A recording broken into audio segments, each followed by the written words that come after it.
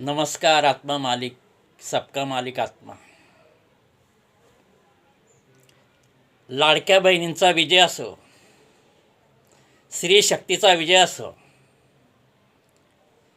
वा रे वा, काय कमाल केली माता भगिनींनी. महाराष्ट्रात भाजप युतीचे सरकार आणले. खूप छान.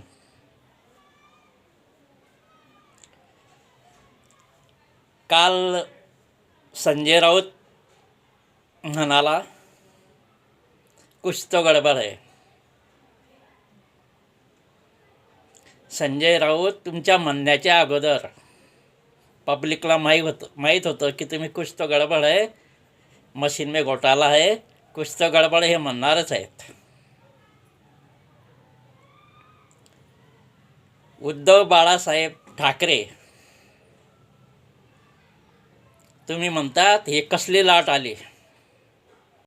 एका बाजूला बेरोजगारी आहे, बेकारी आहे, महागाई आहे आणि लाट कस काय आली असे उद्धव ठाकरे साहेब पत्रकार परिषदेमध्ये म्हणतात. आहो बाळासाहेब, उद्धव बाळासाहेब ठाकरे, तुम्हाला माहीत नाही का ही लाट लाडक्या बहिणींची आहे. सर्व महाराष्ट्रात चर्चा चालू आहे, ही लाट लाडक्या बहिणींची आहे. ही लाट स्त्री शक्तीची आहे. राजकारण तुम्हाला जमलं नाही उद्धव साहेब. तुम्ही चिंतन मंथन करा. तुमच्याबद्दल पब्लिक काय विचार करते आहे, काय चर्चा करते. तुमच्याबद्दल पब्लिक चर्चा करते. बाळासाहेब ठाकरे खूप चांगले होते, एकनिष्ठ होते, सच्चे होते आणि तुमचं वागणूक, वर्तन आणि तुम्ही काय बोलतात भाषणांमधून हे पब्लिक पाहत होती.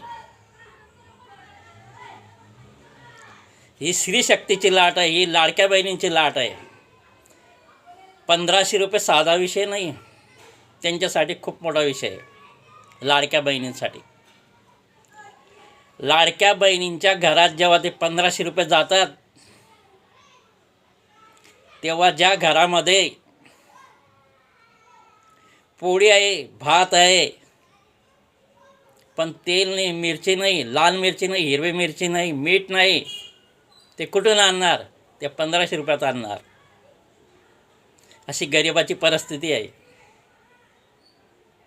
व ज्यांच्याकडे तेल, मीठ, मिरची आहे, त्या स्त्रिया ते 1500 रुपये भाजीपाला आणण्यासाठी वापरतात. व ज्या स्त्रियांकडे तेल, मीठ सर्व आहे, भाजीपाला आहे, त्या स्त्रिया ते 1500 रुपये आपल्या मुलांच्या शिक्षणासाठी वापरतात. ह्या स्त्रियांना, या माता भगिनींना त्या 1500 रुपयाचं महत्त्व आहे. तुम्हाला काय कळणार ही कसली लाट आहे. माता भगिनींना 7500 रुपये मिळाले, ते खुश आहेत. आणि तुम्ही एका बाजूला हे बंद करा, कोर्टात केस टाकतात. मग हे माता भगिनी विचार नाही करत का तुम्ही काय हालचाल करता? हे बातम्या पाहता माता भगिनी, तुम्ही काय केलं म्हणून तुम्हाला धडा शिकवला माता भगिनींनी. ही माता भगिनींची लाट होती. आणि सरकारने सुद्धा आता जे उद्या शपथविधी आहे, सरकारने सुद्धा जे कोणी मुख्यमंत्री बनेल, जो वादा केलेला आहे 2100 रुपयाचा, तो तुम्हाला 5 वर्ष निभावावा लागणार आहे. तुम्ही पण विश्वासघात करायचा आणि माता भगिनींचा, ते तुम्हाला आता करावंच लागणार आहे.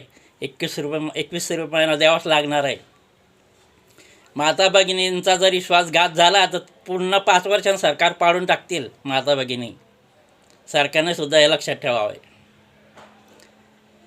संधी दिली आणि सत्याचा विजय झालेला आहे. सर्व बरोबर आहे. अशी लाट चालली की माता भगिनी पतींना म्हणू लागले, चला 1500 रुपये मिळणार आहे, मतदानला चला. पतींचे सुद्धा त्यांनी मतदान फिरवून टाकले. अशी ती लाट होती.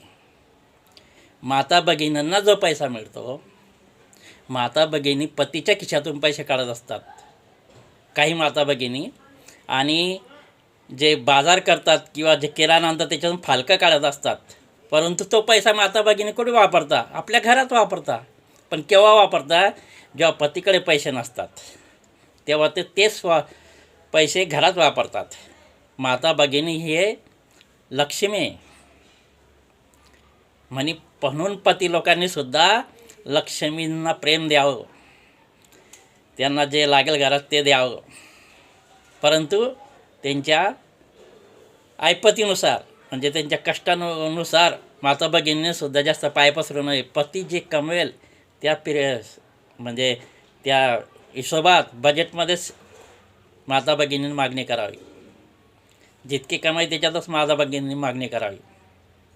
महागाईचा काळ आहे, पैसा पुरत नाही, म्हणून हे 1500 रुपये माता भगिनींना कामात आले. आणि हे 1500 रुपये आता 2100 रुपये सरकार देणार आहे. हे पुढे चालूच ठेवावं लागेल तुम्हाला. आणि मोदी साहेबांची सभा झाली धुळ्यामध्ये, पहिली सभा झाली. मोदी साहेब म्हणाले की जळगाव, धुळे, नंदुरबारमध्ये आदिवासी राहतात. मग कोळी समाजाला 50 वर्षापासून वंचित ठेवले जात आहे. आमचा हक्क असूनसुद्धा कोळी समाजाचा. मोदी साहेब, तुम्ही धुळ्याला बोलून गेले, परंतु मी आता तुम्हाला पत्र पाठवणार आहे. माझे तुम्हाला देशाच्या समस्या संदर्भात पत्र जातात. 7 पत्र मी आतापर्यंत पाठवले. कोळी समाजाच्या विषयी तुम्हाला 2 पत्र अगोदर पाठवले आहे. आता तुम्ही धुळ्याला जे बोलून गेले, तर तुम्हाला जळगाव, धुळे, नंदुरबारचे जे बोलून गेले तुम्ही, आदिवासी आहेत, आदिम आहेत, म्हणजे आमच्यावर जो अन्याय झाला, आम्हाला जे सर्टिफिकेट मिळत नाही त्या संदर्भात पत्र लिहेल. त्या पत्राला अजून एक मुद्दा मी तो घेणार आहे. MIDCचा जळगाव शहरामध्ये MIDC डेव्हलप करा. जळगावमधून राजू मामा आमदार भाजप निवडून आलेले आहे, खूप मतांनी निवडून आलेले आहे.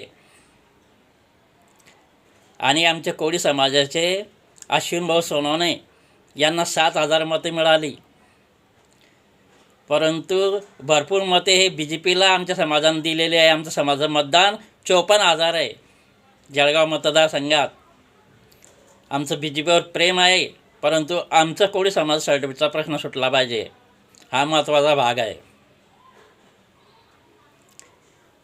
तर सत्याचा विजय झालेला आहे आणि असाच विजय कायम राहो ही सरकारला शुभेच्छा. आमचं सर्टिफिकेटचं काम, MIDCचं जळगावचं काम करा. आमचे मुलं, आमचे सर्व समाजाचे मुलं नाशिक, पुणा, मुंबई इकडे जातात नोकरीसाठी. जळगावला बेरोजगारीचा प्रश्न आहे. मोदी साहेब, तुम्ही राजू मामांना फोन करून हे डेव्हलप करा. MIDC जळगावला खूप आवश्यक आहे त्या गोष्टी. आम्हाला जास्त अपेक्षा नाही. MIDC डेव्हलप करा, कोळी समाजाचा प्रश्न सोडा आणि राजू मामा यांनी शहराचा विकास करावा. आणि महाराष्ट्रातसुद्धा जे आमदार निवडून आले त्यांनी विकास करणं महत्त्वाचं आहे. अब जनता बहुत होशियार हो गई है. पब्लिक है ये पब्लिक सब जानती है, अंदर क्या है बाहर क्या है सब कुछ पहचानती है. पब्लिक है, पब्लिक साथ देते, पण गडबड करली तर गडबड होईन 5 वर्षानं. विकास करा सर्व आमदारांनी. आणि हा व्हिडिओ मी यूट्यूबवर पाठवतो आहे. हा व्हिडिओ शिंदेसाहेब, फडणवीस साहेब, नरेंद्र मोदी साहेब यांनी पाहावा. आणि तुम्हाला सरकारला अभिनंदन तुमचं सर्वांचं. तुम्हाला शुभेच्छा. धन्यवाद. जय हिंद. वंदे मातरम. आत्मा मालिक.